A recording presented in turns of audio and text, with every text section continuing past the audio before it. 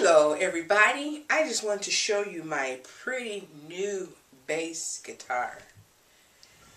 I got a scale that I want to play for you. I haven't played bass guitar in 4 years. I started about 6 years ago, and when I first picked one up, it was a 4-string, and I learned to play it a little bit, practiced for about 1.5 years, and working and life happening and everything, I just didn't have time to practice, so I pretty much forgot everything that I had learned. But I've always wanted to play, so now that I'm retired, I picked up a new bass guitar. And it is a beauty. As you see, it's pearl white with gold accents, and it is gorgeous.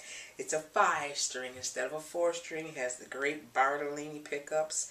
So I am really excited about this guitar. I've only had it for 3 days, so I am totally rusty. I don't remember pretty much anything that I learned the last time when I was playing, so I'm starting back over from scratch. So this is 3 days I've been playing. Actually, it's 2. I got it Friday evening it came, so Saturday and Sunday. 2 days I've been playing.